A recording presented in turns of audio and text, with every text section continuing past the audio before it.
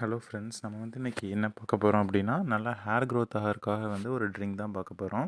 இதுக்கு தேவையானது 2 இன்க்ரீடியன்ஸ் தான். கறி லீஃப் பவுடர், அப்புறமேல் அதாவது கறிவேப்பிலை பொடி, அப்புறமேல் தண்ணி. இது 2 தான். இந்த கறிவேப்பிலை பொடி எப்படி பண்ணேன் அப்படின்னு பார்த்தீங்கன்னா, ஜஸ்ட்டு கறிவேப்பிலையை வாங்கி அப்படியே கழுவி காய போடுங்க. அதை அப்படியே ட்ரை பண்ணி பவுடர் பண்ணிடுங்க. அவ்வளோதான். மிக்சியிலேயோ நீங்கள் எதுவும் இல்லை கடையில் கொடுத்து கூட பண்ணலாம். கம்மியான குவான்டிட்டினா மிக்சியிலே பண்ணிடுங்க. பண்ணிவிட்டு அதை என்ன பண்ணணும் அப்படின்னு பார்த்தீங்கன்னா, 1 டேபிள் ஸ்பூன் எடுத்துக்கோங்க. அதுக்கு வந்து ஒரு பெரிய கிளாஸில் தண்ணி எடுத்துகிட்டு அதை வந்து நீங்கள் அது கூட நல்லா மிக்ஸ் பண்ணிக்கோங்க.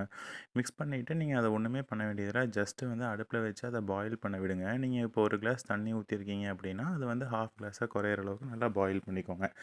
அதுக்கப்புறமேல் வந்து நான்லாம் என்ன பண்ணுவேன்னா, அது ஃபில்டர் கூட பண்ண மாட்டேன். அப்படியே குடிச்சிருவேன். ஒரு சிலருக்கு அது பிடிக்கல அப்படின்னா, நீங்கள் வந்து ஃபில்டர் பண்ணிவிட்டு கூட குடிங்க. இதனால் வந்து உங்களுக்கு ஹேர் க்ரோத்துக்கும் நல்லா ஹெல்ப் பண்ணும். அது போக பார்த்தீங்கன்னா, நிறையா அயர்ன் கன்டென்ட் வந்து அதிகமாக இருக்குது கறி லீவ்ஸில். ஸோ உங்களுக்கு ஐஸுக்கு எல்லாத்துக்குமே ரொம்ப நல்லது. ட்ரை பண்ணி பாருங்கள். இதனால் உங்களுக்கு உடம்புக்கு எந்த விதமான சைடு எஃபெக்ட்ஸும் வராது. ஓகே. Thank you.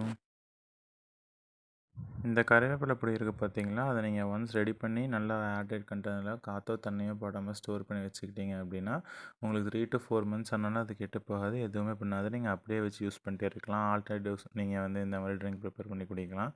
இல்லைன்னா 3 டேஸ் ஒன்ஸ் வந்து குடிச்சிட்டே வாங்க. உங்களுக்கு நல்ல ஹேர் ஃபால் வந்து கண்ட்ரோல் ஆகும். ப்ளஸ் ஹேர் வந்து நல்லா க்ரோத் ஆகும் கைஸ்.